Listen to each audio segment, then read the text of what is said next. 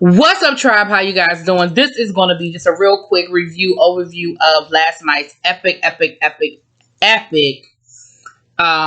Noah's Arc special, the Rona Chronicles.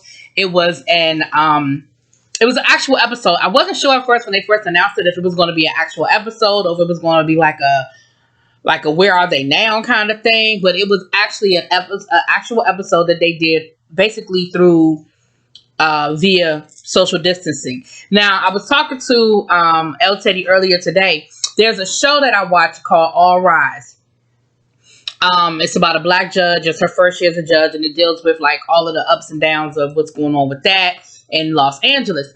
And I bring that up because they are the only show that I watch. I can't speak for every show on television, but they're the only show that I watch that I felt like successfully was able to have a successful show via social distancing, meaning none of the actors were actually in the room together throughout the majority of this episode. I mean, there were actors who were roommates or were dating, and so that kind of thing. But for the most part, it was all done through a Zoom video conferencing situation. And I remember watching that episode going, that was awesome. Right? Clearly the show it was a new show. They just wrote that episode because it was dealing with the corona. So it wasn't like an old episode that they sort of adjusted. And they did it like back in April. It was like their season finale. So we're talking about maybe a month into the shutdown of when we were all on quarantine that they were able to put that together. I say all that to say, this is the second time that I've seen it done successfully. This whole episode was done via a Zoom situation or, a social distancing situation, and I loved what they did with these characters. The one thing with the reunion special, a lot of times, two things that writers overthink. Writers overthink finales, and writers overthink reunions. Or sequels. Let's say reunion/sequel. One thing I hate is when I get invested into a character, and I learn to love a character, and I learn to love the positive, the negative, the flaws in all of a character, and then we get to a sequel or a reunion and you have blown up everything we ever knew about somebody. And what I love is that they didn't give us any major negative situations. Ricky is still a hoe, right? Ricky is still a hoe. Ricky has not come to any great epiphany about life. Looks like he still might have a little bit of change, right? They didn't get too deep into what he's doing as far as his job or whatever, but we can only assume that he's still doing what he's doing. You know, we know his family had money on the show. Ricky is still very much a hoe, okay? And we had this whole scene with Ricky being tempted to go have sex with all of these different people. And what I found out, I didn't know this on the front end. I found out on the back end through El Teddy. I did recognize MJ Harris from YouTube. But what I didn't realize was that all of his hoes were YouTube influencers, right? I didn't know that. Well, people from OnlyFans or things like that. But I didn't know that these were all, influencers. I thought these were just random actors that they had doing this. Let's talk about the cameos before we go back into the characters. Let's talk about the cameos. We started this off with the show being introduced to us by my girl, T.S. Madison, and my girl, Flame Monroe. And they introduced it in their own way. You know what I mean? Like, it was definitely true to who they were, true to who they are as they present on social media. So absolutely, right? They introduced the show. And then we had these cameos. We had a cameo by Lena Waithe. We had a cameo. Before that, they had a tribute. And we had some also people who just spoke to how much this show influenced them and how much this show, what it meant to them watching it as a young, queer, whatever part of the spectrum you were on at that time. It was just so groundbreaking. El Teddy did submit a video. Y'all ain't pick my boy El Teddy, but it's all good. It's okay. It's okay. I was hoping to see him on the tribute, but he didn't make the cut, I guess. But Stephen Canals, the guy who created Pose, like, you saw all of these different people who said, listen, you did it for me, and I'm here because of you. And Lena Waithe spoke about, and it's something that hit me when she spoke about the bumps and bruises that Patrick Ian Polk took. And I don't think people really truly realize how groundbreaking Noah's Ark was. Noah's Ark, at a time when there just was little to no representation. And I know Logo wasn't a major network, but it was close enough that we could it just, I don't know. All right, let's get to the show. I'm rambling. All right, so Wanda Sykes played Noah's mom. We had what's my boy? Richard, the guy that was oh shoot, I can't think of his name. He played Noah's dad.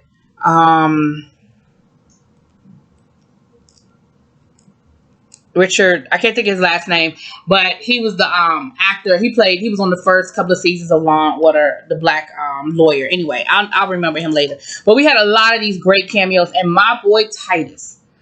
When I tell you I love me some Titus Burgess, he played Alex's brother, and they had a moment, and you knew that in that moment Titus was talking to not Alex, but the real person behind the character of Alex, and spoke of you. And Titus got caught up, and the actor got caught up, and he spoke to you. Were the first person that showed me that this was okay. It was just great, y'all. So let's start with the story. We opened it up with Noah trying on his outfits, talking to Alex and telling them that we got something special. I got a special announcement. I have something I want to tell you guys. Now, I figured what the special announcement was, and I had guessed it, and I was right about what the special announcement was. We found out that he's mad at Wade, and I'm thinking, oh no. Because that goes back to what I was saying before about blowing up characters. Like, I was like, please don't have that Wade done gone out here. Because he said something about with 3 other people or something like that. And I said, please don't tell me Wade done went out here and had a whole threesome, foursome. And I was like, please don't let it be that. Like, can we just be happy? But that's not what it was, honey. Wade's dumb butt then went out and played basketball with some of his friends. And they tested positive for Rona, and Noah was pissed off with him because he was like, "You gonna bring the Rona into my house, and until you get tested, you are in the spare bedroom. I'll see you when your tests come back, bruh." Alex and Trey are still together. Trey, the actor who plays Trey, looks the exact same, like same. Like, other than the fact that he let his hair grow out a little bit, he got a little something up going up here.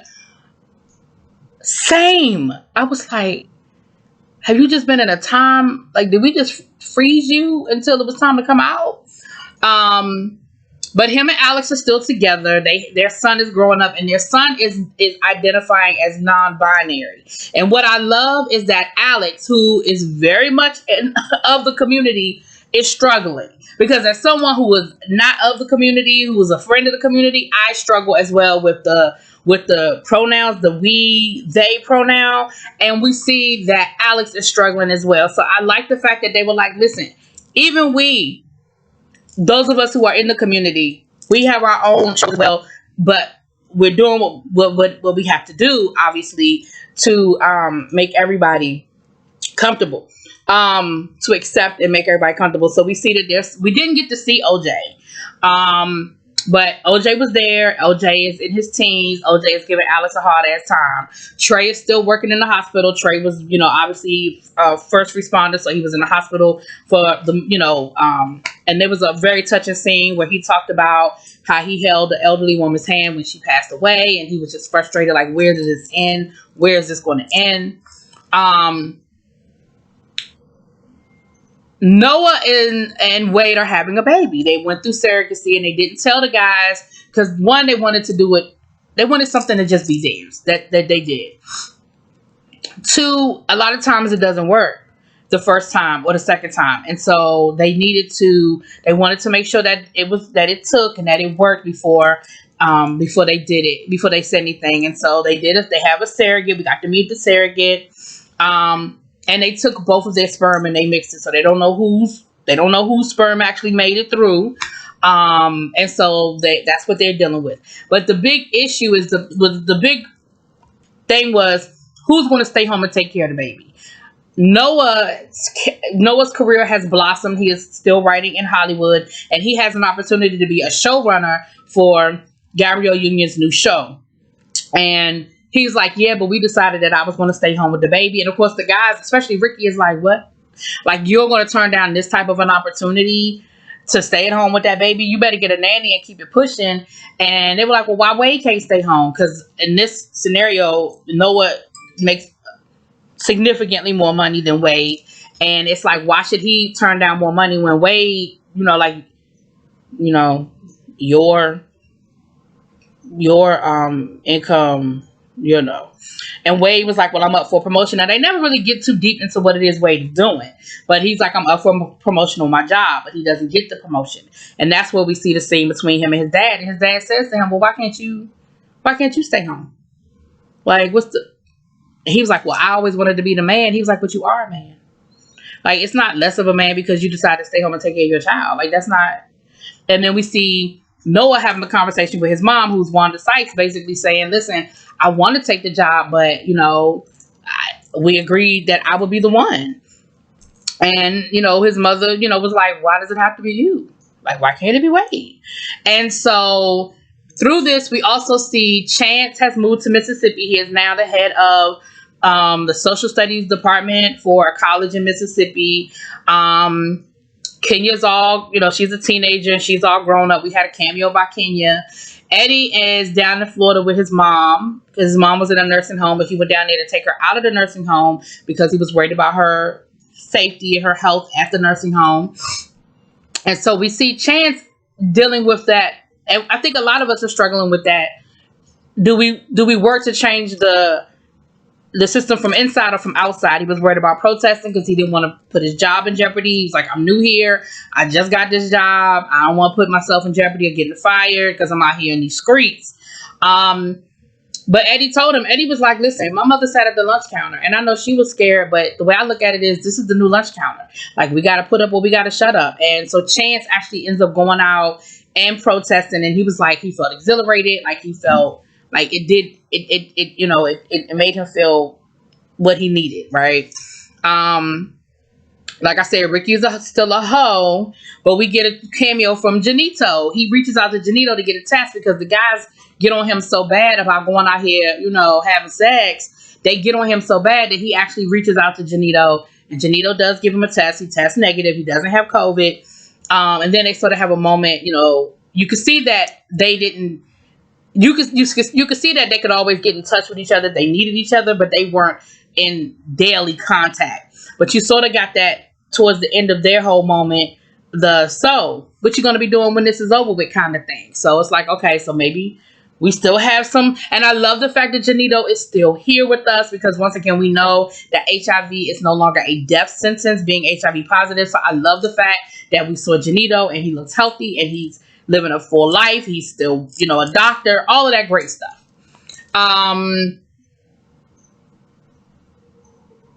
I feel like I'm missing somebody. That's all the guys, right? Yeah, that's all the guys. So we got it. And the thing was, we saw everybody. We got a cameo from, we even got a cameo from, the girl from the studio.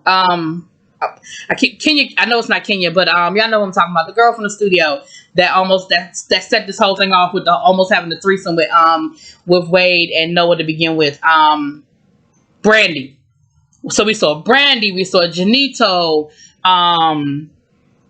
Kenya, who else? It's somebody else. I feel like I know him. As soon as I hit the button, I'm gonna remember. But I absolutely loved the fact that everybody is doing well. Everybody is still happy and in love. Everybody's doing great things in their life. Like I said, whenever we do reunions, a lot of times I think they feel like they have to give us these grand stories and they have to blow stuff up to bring it back together. And we just didn't have that. I love the fact that they tackled the non-binary issues. I love the fact that they tackled taking care of your family during COVID. and how we, see each other more. Some of us have seen our families or talked to our families more with COVID than we were before. I love the fact that they tackle what was going on with Black Lives Matter and everything. And then at the end, of course, Noah and Wade decide that Wade's going to stay home with the baby and Noah's going to take the job with Gabrielle Union. And while there is Wade's birthday, so they're having this whole virtual birthday party for Wade.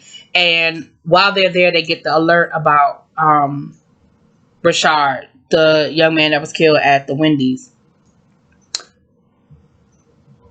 And Wade makes a statement about, or was it Noah? Do I even want to bring another black child into this world? Like, why am I doing this? Why do I want to do this? And Alex makes a statement about, then we just need to change the world. And so it ends with showing them out there protesting, like the actual characters who play Noah and play Alex and play Wade were actually out there protesting, were actually on the front lines and participating in the protest, I guess, in LA. And so I loved that that's how it ended. My only criticism, Patrick Ian Pope, my only criticism is that I want more. I want more. Tell me the hashtag. Tell me who I need to call, write email. Tell me who I need to tweet. Tell me what I need to put on my Instagram. What do we need to do to trend this? Listen, Lena, can you produce a new season? Let's go. Let's make it happen, people. Tell me what I need to do. Call me. Let me know what y'all thought about it. Put it in the comments, please.